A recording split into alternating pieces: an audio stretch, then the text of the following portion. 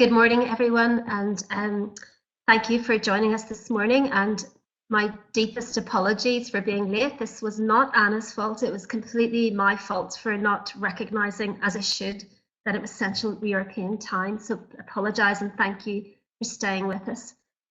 So what I'm going to do is talk you briefly through my take on child participation.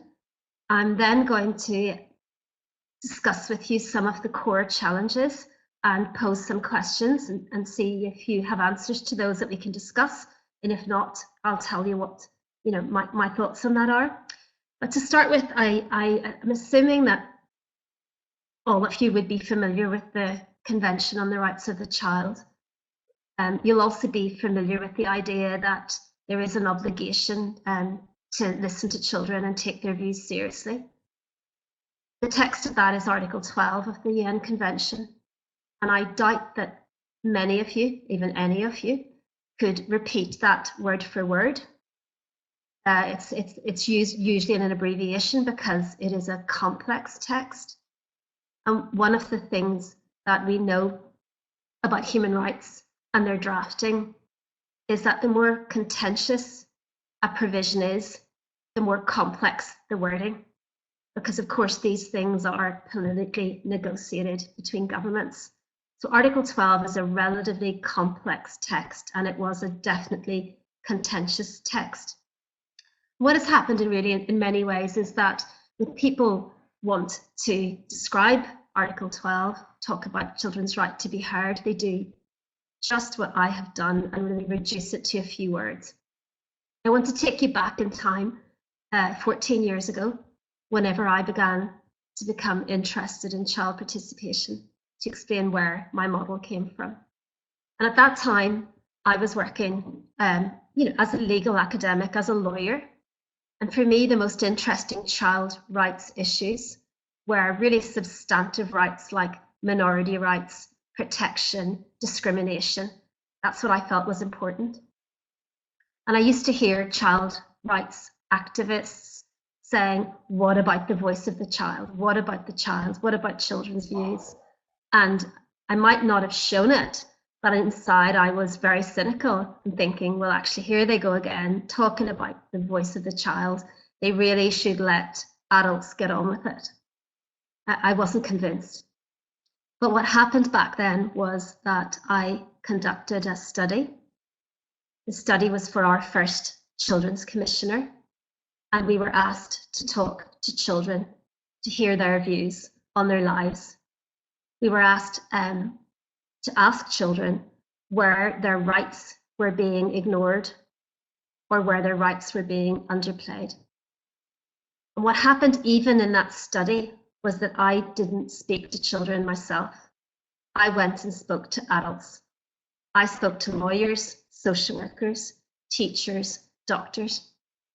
And I let my amazing researchers talk directly to children. I didn't do it. But what happened was that as the findings, the data was coming back to me via the researchers from the children, it was really clear that there was a disconnect and a dissonance. So what you had was, as a lawyer, I knew the legal text of Article 12 of the Convention. I knew what it was meant to be happening. I was talking to adults who were working directly with children. And of course, none of them had heard of Article 12, but they would all say to me, oh, yes, yes, we do the voice of the child. That's our thing, the voice of the child. It's one of our professional competences. And then meanwhile, in the middle of all that, we were getting data from children. And right across all domains of their lives, family, school, community, policing, health and welfare, there was the very same message was that children were very frustrated because actually no one was listening to them.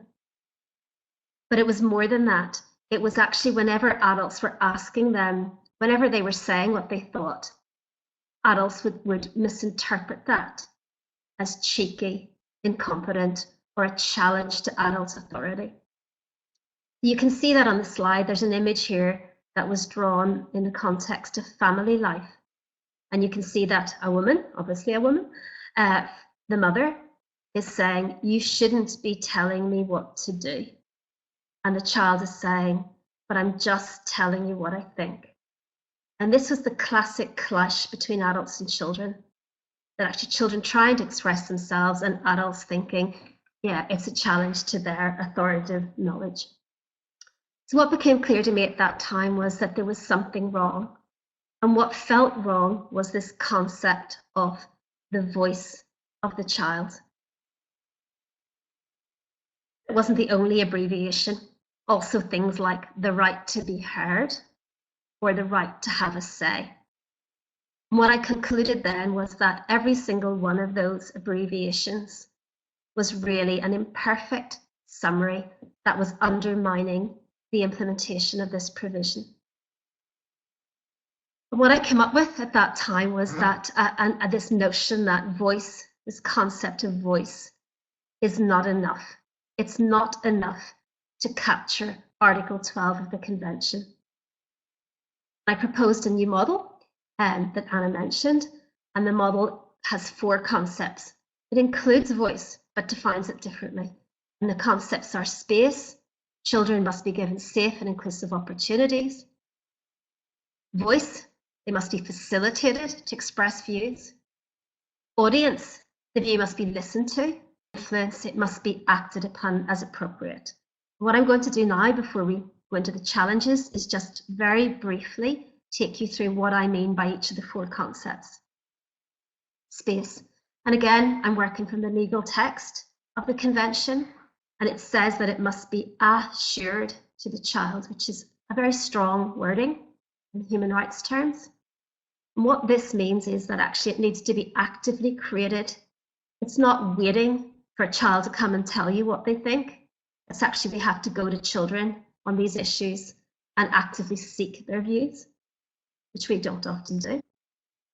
Secondly, in line with the rest of the Convention, and I think this is very important in your work, it needs to be a safe space, in compliance with Article 19.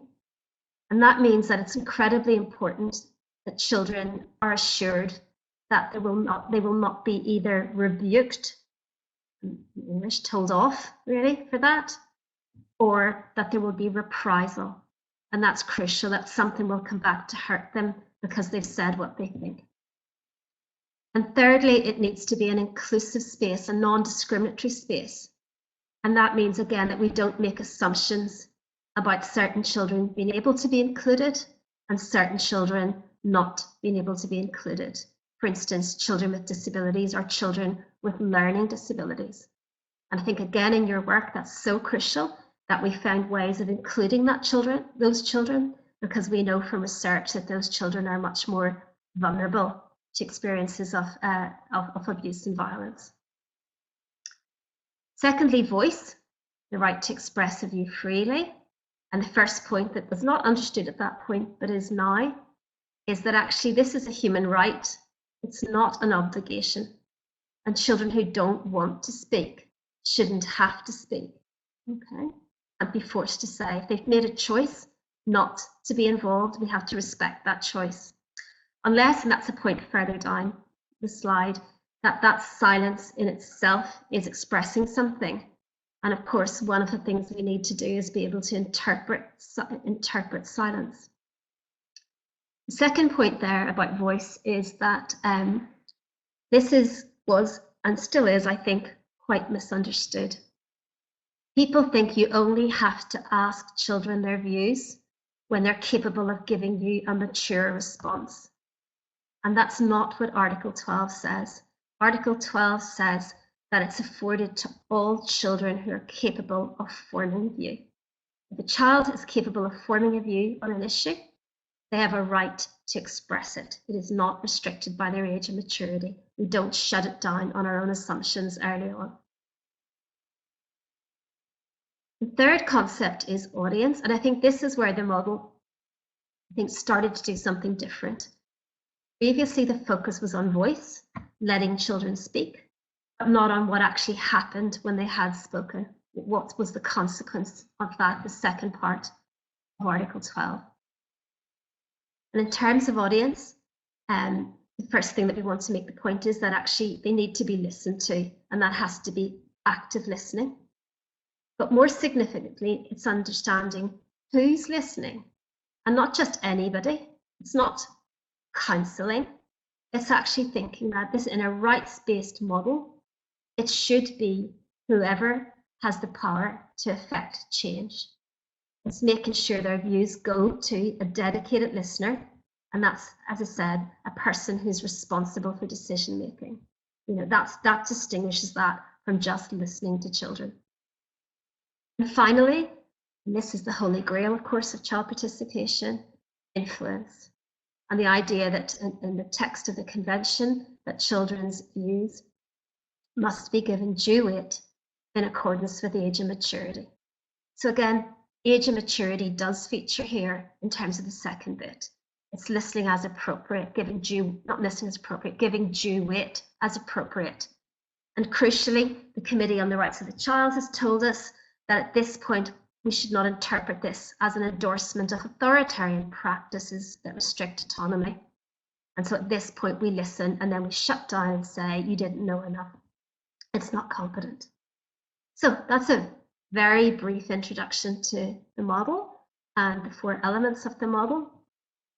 What we know is that, what I know now, not when I wrote it, is that it was going to appeal to a lot of people.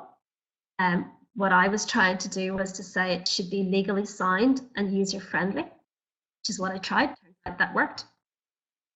What was clear, not clear to me at the time, because I wasn't trying to develop a model of child participation, I was trying to explain Article 12, was that it came into a very crowded space. And the most famous model of participation that exists is Roger Hart's Ladder of Young People's Participation, which is on your screen. And this is, you know, was absolutely groundbreaking when it came. And it's an incredibly helpful way of thinking about the levels of participation where children come into decision making. You know, are they there for decoration? Or is it something where they're being consulted? Is it something where they're leading decision making or sharing it with adults? My model is not trying to discuss levels of participation. It's trying to capture that what are the qualities of rights-based participation, whatever level you're at. Okay? But to try and explain that is to say, there's sometimes a misunderstanding that actually we're always trying to get to the top of Hart's ladder, that the best, most rights-respecting participation is where children lead on decisions. And that's just wrong. That could in fact be a breach of children's rights to hand decisions to a child that it's not appropriate for them to take, you know, completely could be a breach of their rights, and likewise at the bottom. So it's not about the level. It depends on the child, their age, their maturity, the decision, the context, whether they're safe. All of these things are factors. And so children leading decisions is not necessarily better than adults taking decisions themselves, and perhaps not even involving children, although they should in fact, you know, obviously seek their views if there's a view can be formed. Okay, so the concepts are fluid and flexible, and I think that's been part of its appeal, because people take it and apply it in various different arenas of decision making. So that's the model. One of the ways it's been taken forward that might be helpful to some of you is that in Ireland, the south of Ireland, I'm based in the north.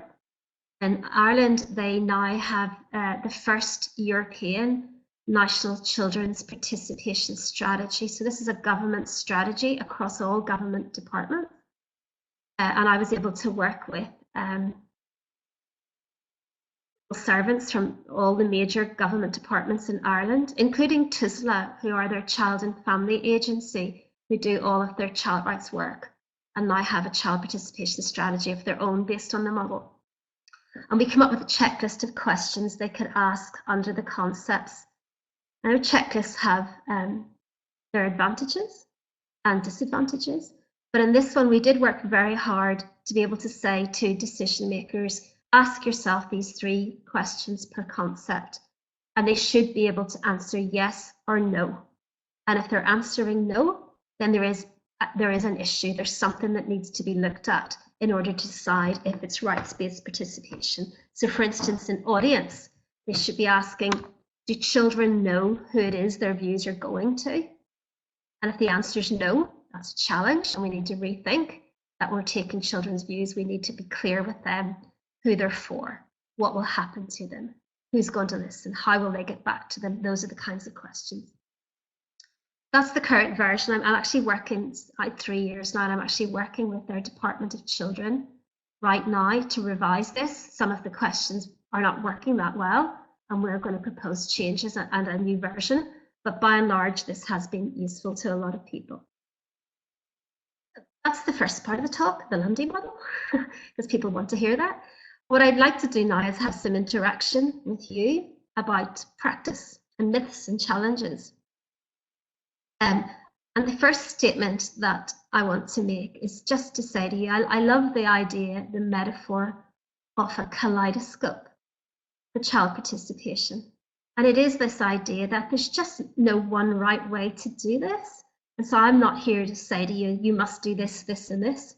Because as I've said, you change one thing, the age of the child, the gender of the child, the issue, the context, that actually participation inevitably changes. There's just so many ways to approach it. And that, there are many ways that work well, and there are some that don't work so well. But the main thing is, I think, is to approach it in a rights respecting way.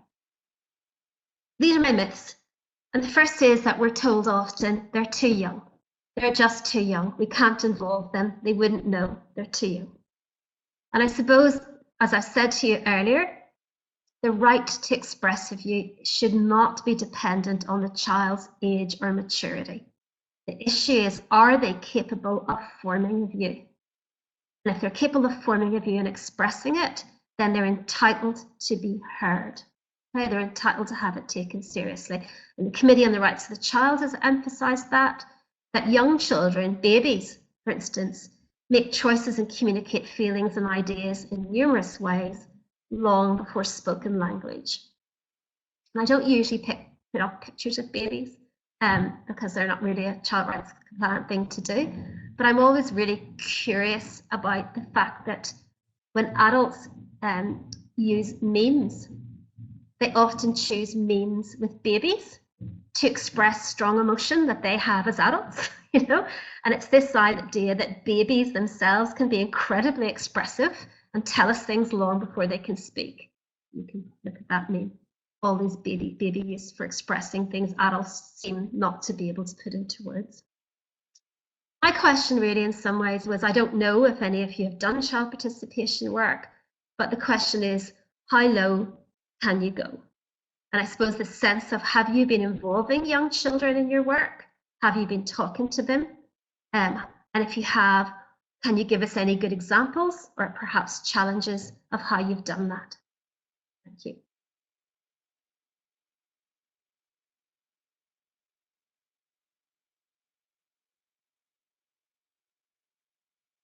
You're not getting any questions?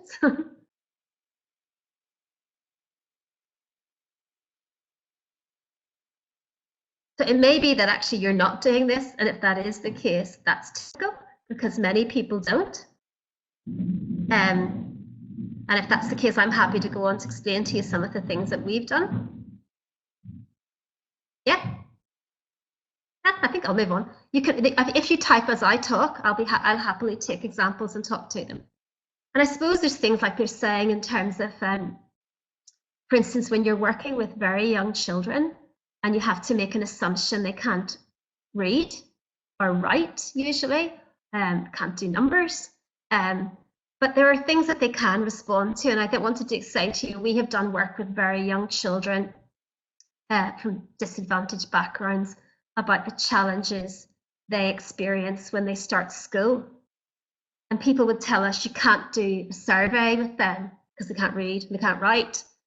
But actually children will respond very well to images. And we have worked with children to have picture surveys where you can pick images and say to them that, capture images that say something to them, and then get them to mark down whether this is with smiley faces or stickers or X's or what. Is this a positive thing for you? Is this good? or bad? Does this make you, is this hard for you or easy for you? Really simple questions, and children can use these to actually answer questions. And then of course you can use that as a prompt to go on further.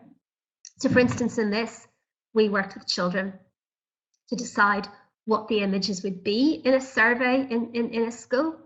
And one of the things that they told us was incredibly hard for some children were toilets. And toilets are a huge issue in children of all ages in school life and other areas. But actually getting them then to say, well, if a toilet is hard, then to prompt a conversation, well, what is it about going to the toilet in school that is hard for you?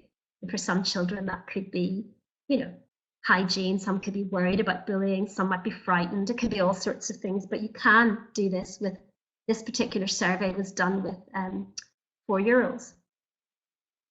The other thing, and this is the kind of a general indicator with any children, whether they're young or old, people will say, we don't know how to talk to them. And the approach in our centre is always ask children themselves. If you're not sure how to talk to them, the thing to do is ask them, how would you like to talk to us? What's your most comfortable way of talking? So for instance, again, in that project with these young children, they told us they wanted to talk to us in circle time, you know, which is a very typical thing that happens in schools. And at the time, I remember being very cynical about circle time and thinking, oh no, they think it's school. It's going to be like giving us the right answer because they think we're a teacher. And actually, whenever we did this, because the children asked it, it started off very, very badly with the children not saying much and passing the teddy. But then afterwards, it just became their comfortable space, you know, where they could talk if they wanted, not talk, discuss with each other, have space and time. So no matter what we're doing with any children, whether it's one child or groups of children, there's always that point where you find out, how is it that you normally feel comfortable talking about this? Where is it that you feel comfortable talking about this? And the main thing is sometimes people think with young children, what you do is you give them paper and some crayons and let them draw. And I just want to say to you that don't do that. You know, that might work for some children, but actually there are many children who hate drawing, absolutely hate it and don't feel comfortable. Many adults. For some children, it will be a good medium. And for other children, it will be terrorizing to be given something to draw. The important thing is to say to them, you could draw, you could speak, you might want to take some pictures and talk about the pictures. You know, there are just lots of options about how we let children talk. Okay. Challenge 2, and again, this is one that seems particularly relevant for you, is that lots of people shy away from talking to children about certain issues because it's too sensitive. You know, they don't know how to raise things ethically. Again, what are the most sensitive issues you have addressed? And clearly there, it's what do you do to ensure they are empowered and protected? So it always has to be both. Not just that they're safe, which is crucial, but also empowered, enabled to speak about the things that adults perhaps think they don't have something to say or shouldn't be talking about. I don't know if anyone wants to. I'll take a second to see if anybody wants to say anything about that. If not, I'll move on. Encouraging people, Anna.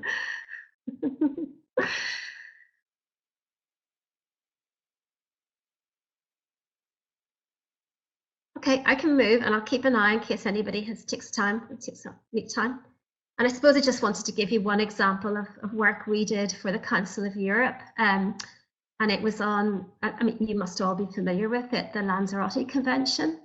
And so the Lanzarote Committee has done work on child sexual abuse and sexual exploitation. And they have some good work with very young children. Well, not with very young children, for very young children.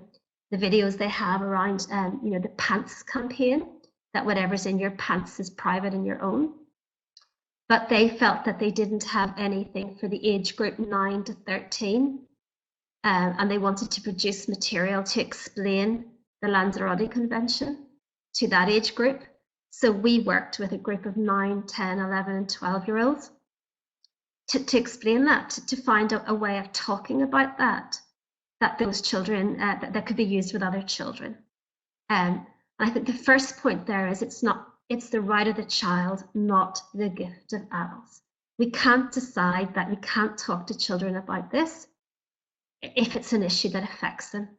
And you, more than anybody as a group, know that this is an issue that affects children. Of course it affects children. It's affecting 1 in 4 children in Europe. So the idea that we can't speak to them about it, can't get their views, is wrong. They may not want to talk to us about it, that's different, but we have to give them opportunities. And what those children in our advisory group told us was that if you wanted to explain this or talk about this topic to their age group, 2 things were really important.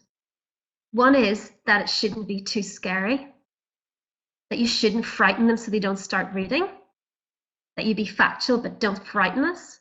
And secondly, don't embarrass us, that talking about sex is really embarrassing at our age, and we need to find a way.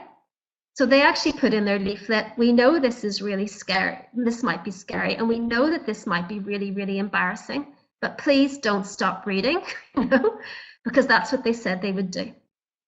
So they found a language, and you can see that the language they have, this is about explaining sexual exploitation. So the children authored this with us. It's always wrong if adults threaten you or give you money, alcohol, or presents to get you to do things with your body or theirs that make you sad, ashamed, or uncomfortable. And the crucial thing for us is to work with children. People talk about child-friendly material, and our center, our line is, it cannot be child-friendly if it does not involve child authorship. Children must be involved in some way, or we don't know how they're receiving it. Third issue is it would cost too much, take too much time. Always a challenge for child participation. And again, maybe this won't work and I'll land somewhere else. But this is a model that I find helpful in thinking about child participation. It's not a child participation approach. I saw it one time in a Sunday newspaper, and I thought, oh, that captures child participation. The theory is that you can never have all 3 of these things. No matter what we do in life, whatever we're working at, whatever context we're working, it's not possible to do something that is good and fast and cheap. You can be good and fast, but it won't be cheap. You can be cheap and good, but it'll be slow. You get the idea. And I find that really helpful because often in child participation, we're expected to do things that are good. And by good, I define as rights respecting, and that there isn't enough time and there isn't enough money. And the question then be, well, can we do this? Can we actually do something that is good and fast and cheap? And the answer to me seems to be, we have to. We have to find ways that actually we involve children. And they need to be fast because children's lives change quickly. We need to capture the here and now. And there's never enough money. There's just not, especially not in the kind of work that you do and we do. I'm thinking you're not going to answer me, so I'm going to. But I'm really, really happy if you've managed to give an example of something that you have done with children that involved them. You feel like captured their views, either as an individual child or as a group, in a rights respecting way when you had limited time or money. For me, I want to get back to the fact that the reality is sometimes I think child participation is presented sometimes as something that is a complex set of skills that requires all sorts of very fancy creative methodologies. Now, I'm someone who does a lot of these creative methodologies, but I still think, and they can be incredibly helpful when you have the time and money. But also I think, there's the reality of just talk, just talking is, and I think sometimes we create an image of child participation that becomes intimidating, that adults who talk to children every single day in their lives, then somehow become de-skilled and don't know how to talk to children. And the quotation here is from just a public official that we interviewed in one of our projects. And again, governments often hand this work out to child participation organisations. But the Committee on the Rights of the Child has been clear that you're doing child participation as a duty bearer. You have to talk directly to children yourself, not through agencies. So we need to find ways in which these conversations happen, these dialogues. And this is a public official saying, actually, when I just got to sit down and talk to, these were children who were I think the children in care, talking about their experience of being looked after, and saying I just got to hear the most salient pieces of information for my policy making, just talking directly, no fancy activities or consultations.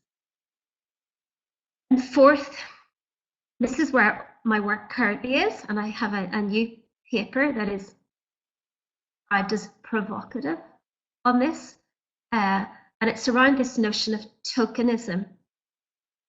And I'm not sure, and Anna wasn't sure if this would translate in English, from English rather, but the concept of tokenism is one of the most commonly cited things when people talk about child participation. And I have heard many, many times adults say to me, we didn't involve children, we didn't talk to children because it would be tokenistic. And I'm not sure they know what they mean by that. Here's a definition. Committee on the Rights of the Child has defined tokenism like this. These are approaches which either limit children's expression of views, that could be we don't let them talk about that, or which allow children to be heard, but fail to give their views due weight.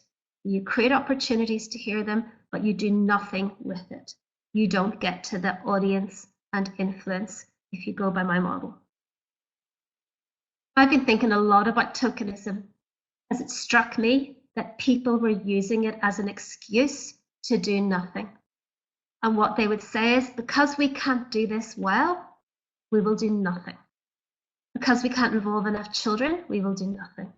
You know, because we can't assure an outcome, we will do nothing. And I find that very problematic as a human rights lawyer. I want to suggest to you that I can't think of one other example where you take a human right of a human being, like a child, like safety and protection in your work, and you say to them, because I can't do this perfectly or well, I will not do it at all. Because I can't give you a good education, you're getting no education. Because I can't give you great healthcare, you're getting no healthcare. So how can we say, because I can't be sure your views will be taken seriously, we're not going to listen to you? And I'm very nervous about tokenism because I think the people who say it actually think they're doing something good and they want me to congratulate them. You know, well done, you weren't tokenistic, but actually you're not doing anything. And my big point to you is participation is always imperfect. I never have talked to children individually or as a whole and come away and thought, that was fantastic. It was just perfect. I would do it exactly like that again. We have a saying in English that perfection should not get in the way of progress. And I think it's actually very apt here. And my suggestion, which is controversial, is that tokenism may actually be a start. Starting something, not knowing that actually there are enough children, enough time, or an assurance that it will be taken seriously, can be a start. Part of my reason for this, and there's a body of evidence in the paper, but I haven't time for that, is one of us, don't underestimate children themselves when you open the space. When children are given a space, even one that looks to be tokenistic, don't underestimate their ability to claim the space in their own way. This is just an example from one of our research projects. And it was with a young girl who was going to speak about human trafficking in a large event. And she knew that she was being brought along for decoration and for show, you know, really to say, here's a child who's been, you know, a victim of human trafficking. And this is her take. I saw those journalists, I took the floor, I had everybody's attention, and I took advantage of that. No more violence, no more trafficking. So actually they can turn the space around given the opportunity. And we have many examples of this. But I suppose what I'm not saying is that, tokenism is a good thing, because it's clearly not, it's a bad thing. But the question then is, how do we actually make meaningful engagement with children a meaningful term? Back in 2007, when I wrote that paper, I knew the problematic aspect of that was influence. And I settled, as many others do, on feedback as the solution. That the feedback is a procedural step. What I said then was, we need to make it uncomfortable for adults to solicit children's views and then ignore them. And I thought feedback was the root and the solution. And I still think it is part of it. It is part of the solution, feedback. But I started to think a bit more deeply about the kind of feedback that we give children and how we make it uncomfortable to ignore views. And what became clear to me is that, and I've looked at many, many approaches to participation across the world, is that feedback is often really superficial. It really is something like, thank you for speaking to us today. Your views are really important to us. We will take them seriously, and we might never get back to you. But that's the point. It's just often what children are told. Sometimes they're told nothing. And then when they're told something so vague that they have no sense of what happened. Whether we agree with their views or we don't, but it's particularly important whenever we're going to do something to children and they have told us that they want something else to happen, okay? But actually it's incredibly important, having gone out of our way to listen to them, to not respectfully engage with that.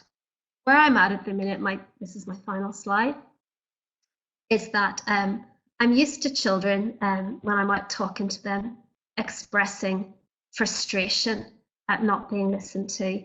We said this, they did nothing. And I'm working with children often who are very disadvantaged and marginalized. So for instance, recently I've been working with children who are in detention, and they often use the English F word. I'm sure you all know what the English F word is, the big curse. And I thought it actually might be useful to have some positive F words that could be used for feedback. And I've come to the conclusion that if we focus on feedback as this absolutely critical juncture in participation, which should be a dialogue, the most important part of the dialogue is when the decision, not most important, but an important part of the dialogue is when the decision is taken and how that is communicated back to children. And for me, the 4 features are that it must be done fast, because children's lives change quickly and they need to know quickly what's happening. It must, of course, be friendly, as in child friendly. When we're communicating back to them, it must be in a format that they understand. There must be follow-up. What we shouldn't have is one-off experiences where an adult runs in, grabs children's views and disappears. That actually there must be something beyond that.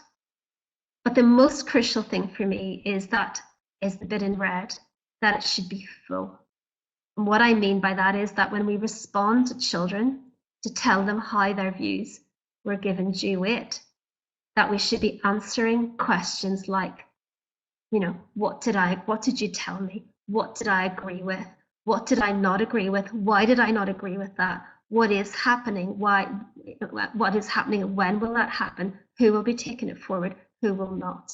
It's providing that depth, that respectful response to the child that has taken the time to tell us how things are from their perspective in their life, and that we need to respond to them in a way that they are left with understanding of how that went and how their views were taken seriously. That's me. Thank you very much. I look forward to having some questions now.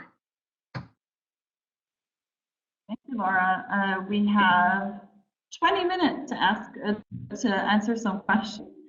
And I figured to give people some time to think of questions, to give them time to type away.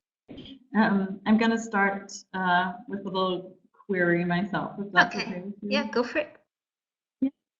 I was wondering if you could tell us a little bit more about the current project you're working on, the Participation for Protection. Yeah, it's also a European Commission project, and I suppose it's on violence against children, and we're working with 5 European partners like yourselves, probably.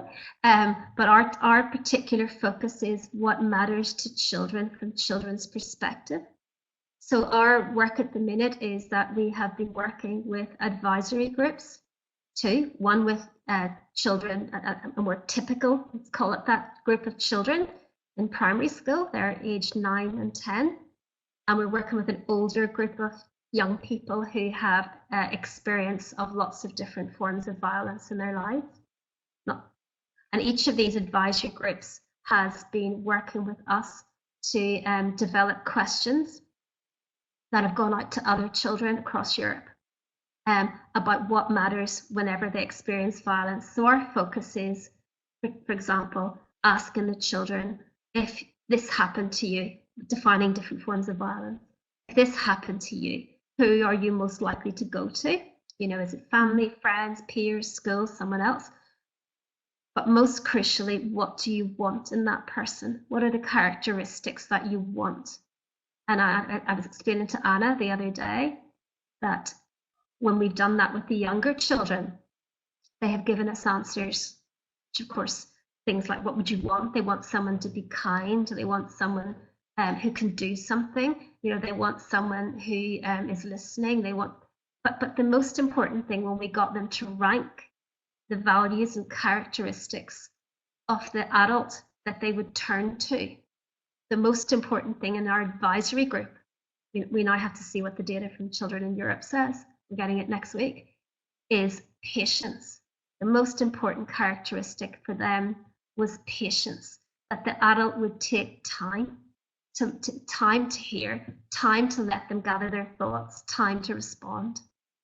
So that's what we're doing. So at the minute we've gone out, we've done that, we're collecting data, and from that data we will then work with our advisory groups, both of them, to develop training materials geared for teachers, social workers, and other professionals.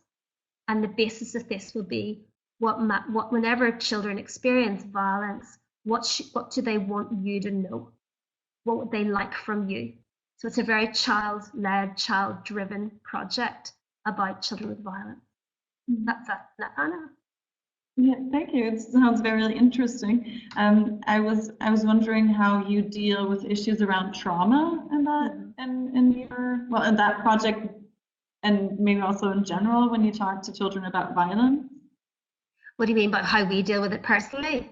Yeah. Well, I think that's interesting as well. Obviously, obviously ethically, it has been a huge ethical considerations for us, and we had we've done it before. We had challenges with the university ethics committee about ensuring that we have the correct processes in place to support and protect children, that they have their consent going in, that their parents or guardians know what it is, and that we have procedures in place in case a child does indicate that they are feeling stress or trauma in our processes or talking about these. But I think that's normal and be very normal for your organizations as well, I'm sure, in terms of safeguarding policies. Yeah.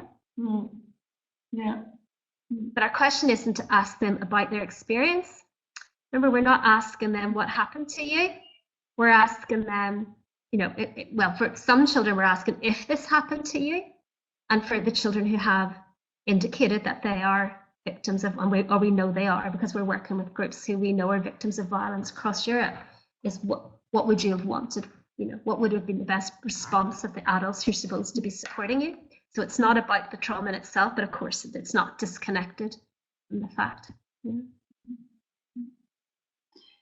I don't think there are any questions that came up, so if you don't mind, I'm going to continue my little interview. Sure. I was wondering whether you have any tips for resources that you wanted to share with participants. on different levels. On one level, when setting up projects or trying, and on the other hand, also maybe for going back in history 14 years ago, you getting into the topic, what would be some low-level entry resources for people who want to start doing I more suppose we have a process, and I can share maybe written material with you that you could use, but we have developed in our centre. I mean, there are other people who do work, but a lot of people are now adopting our approach, to be fair.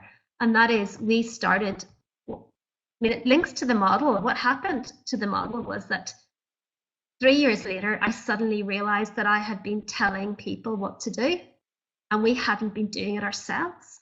That actually I was sense-based voice audience influence for others. And then I realized our research processes were not complying with my own model. And it just changed everything in our centre. And what we decided was we could never, ever go again and have a research project about children where we went straight to children without first working with children themselves as advisors to tell us what to ask and how to ask it. So we never, so for instance, the Participation for Protection is an example. We always set up an advisory group of children who are representative of the children we're working with. And we sit with them, we build their capacity to understand issues. We don't assume they know. We help them form views without leading them, we hope. And then we work with them and say, what needs to be known here? And then what would be the best way to know it? You know, and actually there are always changes. And then what needs to be known? Often, I mean, we don't, you know, sometimes we go into them and say, this is what we want to know. Here are our questions. We don't just hand it over to the children always. We'll say, these are the kinds of things we want to know. Are they the right things? Are we missing anything? Are we communicating these? So it's actually just, that's our approach. And it's written up on our website in a very simple way, but I can happily share. We have a chapter called What Constitutes a Rights-Based. Oh, hello. Hello. No, I can hear you. It's all good. Oh, screen's all gone. I can't see you. As long as you can hear me, that's good. But I can't see a thing. That's okay. I'll read out any questions that come up. It's dark. You're going to have to read. Just move the mouse around a little bit, maybe. Oh, well, Anna, you're my savior as always. Yeah, hit the mouse pad.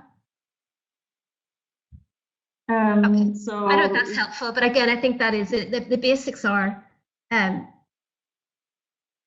starting points. Always ask children themselves.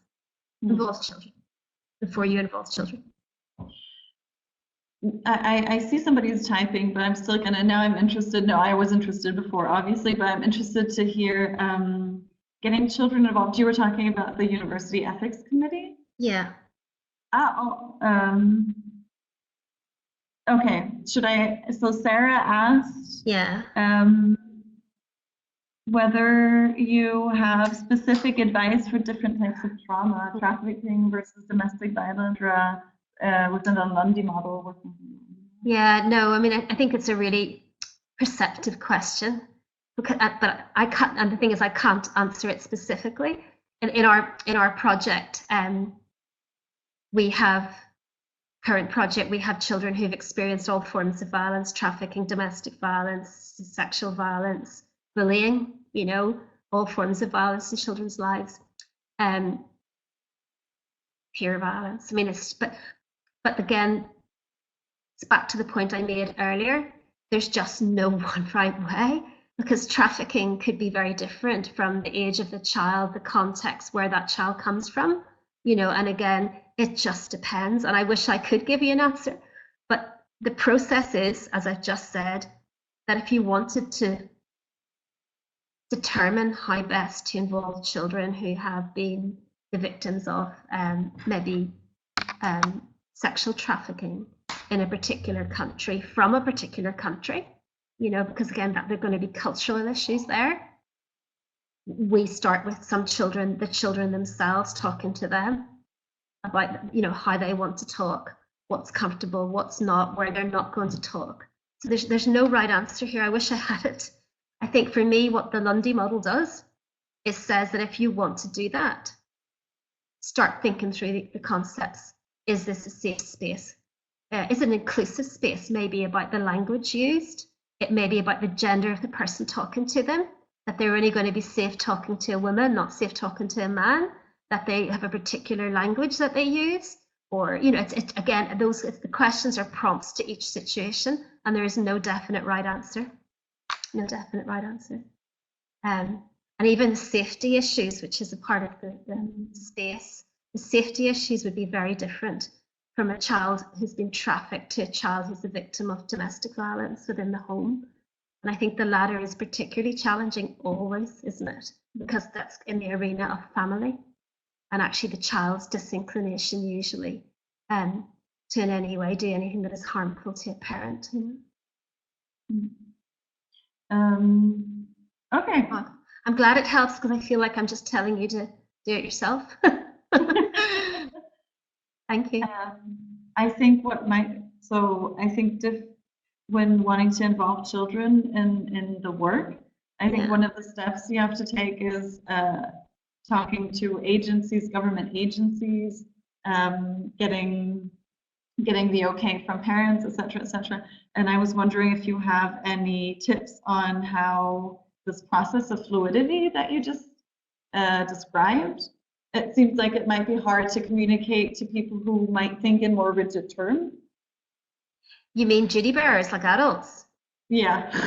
Yeah, I know. But I suppose in some ways, you know, it's not on my slides, but it's often on my slides is, you know, it's a human right.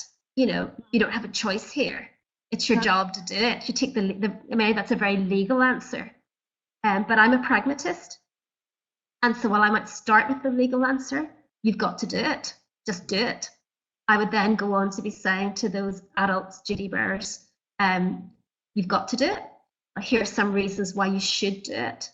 And the first of those reasons is always that, and you can show examples in your own work, like even just what I told you about patience. Children see things differently. And if you've got good concrete examples where children have looked at a situation that has affected them, and their take on it is different from the adults around them, you're saying that we have to understand how they see it. You know, and we have lots of good examples of that across our own projects, where we couldn't have known that children saw it like this because no one asked them. And then I suppose the third thing is, and this is what duty bearers, adults, government policy always want, they wanted to show it improves outcomes, you know, it made things better. And of course, the evidence for that, there is evidence for that. It's not as strong as I would want it to be, you know, and again, it depends on context. But in some ways, we know that involving children means that there should be more effective service delivery in your work. That actually, because often when we talk to children about services they receive, often they will show that some of them are kind of missing what they really need. Some of them are duplicated. Some of them they see wasteful, you know. Often they talk about getting many services and constantly having to tell their story again, you know, the re-traumatization, which you all know better than me, yeah? Which the oh, that just came up, yes. Yeah. That is a key point, yeah. Let me read it. Yeah, no, I mean, I do agree with that. And I think children tell us that too. It's an incredibly important point. And when we talk to children, they will tell us, we want to say this once and have it taken everywhere else. I mean, sometimes they want to tell it again. And again, not all children are the same. Some child might want to tell it to everybody who will listen. But yes, I think we do have to be careful. And why? Okay, I haven't the answer to this. We know there are models that are, you know, a single model, you know, the Barnhouse type phenomenon where we bring children in once, we get the one sense of that. We get their one story, and then we use it again and again without getting them to repeat.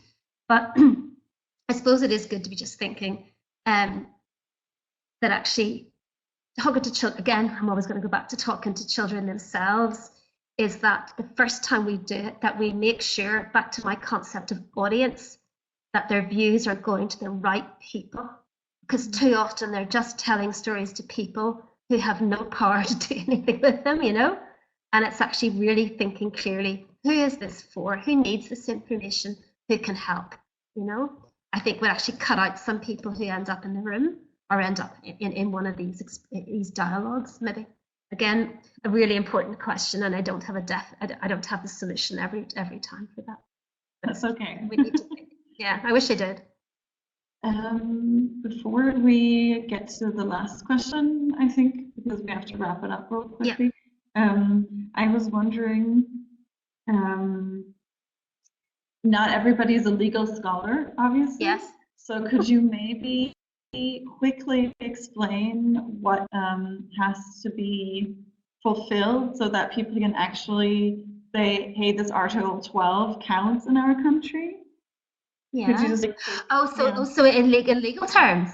Yes. Yeah. Well, I mean, okay. So like ratification, signature, etc. Yeah. So obviously, every one of our countries in Europe have ratified the Convention on the Rights of the Child.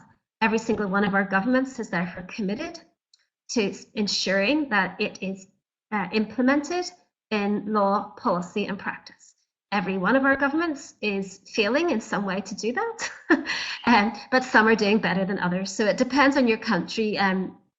So we have done a study for UNICEF 2012, where we looked at the implementation in law of the Convention on the Rights of the Child, and what some countries have it in their constitutions, which is great. Spain, Norway, Iceland, Ireland, others, Sweden. Some countries do not. UK, no constitution. But what we say is that actually then you need to push, even if it's in constitution, you need to push to get it into domestic law. We know that practice will change whenever it ends up in your normal child protection legislation, your normal education legislation. But again, even if you have it in your domestic law, and we don't all, and actually interestingly, what we find in that study and others is that governments are more comfortable having the right to be heard in something like child protection, but they don't like it in immigration, and they don't like it in youth justice, and we know why, because they don't like best interests either.